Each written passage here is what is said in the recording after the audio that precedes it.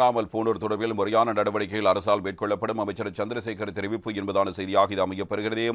வடகிழக்கு மாகாணங்களில் ஒரு சில அரசியல் கட்சிகள் எமது நண்பர்கள் போல் நடித்துவிட்டு இறுதியில் எமக்கு எதிராக பிரச்சாரம் செய்தார்கள். எமக்கான தமிழ் மக்களின் ஆதரவை பார்த்து அவர்கள் நடுங்கி போய்விட்டார்கள் என தெரிவித்திருக்கிறார் கடற்றொழில் நீரல் வழங்கல் அமைச்சர் ராமலிங்கம் சந்திரசேகர் என்பதாக இந்த செய்தி வருகிறது. எனவே காணாமல் போனோரின் உறவுகளின் வேதனையை நாம் அறிவோம். எனவே காணாமல் போனோர் தொடர்பில் முறையான நடவடிக்கைகள் மேற்கொள்ளப்படும் என்பதாக பாராளுமன்றத்தில் நடைபெற்ற விவாதத்தின் பொழுது அவரால் இந்த கருத்து முன்வைக்கப்படுகிறது. தேசிய மக்கள் சக்தியின் அரசாங்கத்தில் மீண்டும் வரிசை யுகம் தோற்றம் பெறும் என்றும் நாடு இரண்டு யுகத்துக்கு செல்லும், ஆகவே தேசிய மக்கள் சக்திக்கு வாக்களிக்க வேண்டாம் என்று பிரசாரங்கள் முன்னெடுக்கப்பட்டன. அதேபோல் வடக்கு மற்றும் கிழக்கு மாநிலங்களில் ஒரு சில அரசியல் கட்சிகள் எமது நண்பர்கள் போல நடித்துவிட்டு இறுதியில் எமக்கு எதிராக பிரச்சாரம் செய்தார்கள்.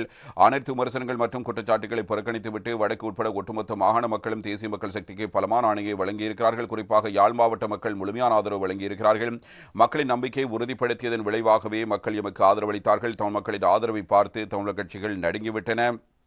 ஒரு சில ஊடகங்கள் அரசியலமைப்பின் 13வது திருத்தம் பற்றி பேசுகின்றன. ஜனாதிபதி தேர்தலின் போது வடக்குக்கு விஜயம் செய்த ஜனாதிபதி அனுரகுமார் ஜனநாயக்க 13 வழங்குவதற்கோ அல்லது சமஷ்டியை வழங்குவதற்கோ வரவில்லை என்று தெளிவாக குறிப்பிட்டார்.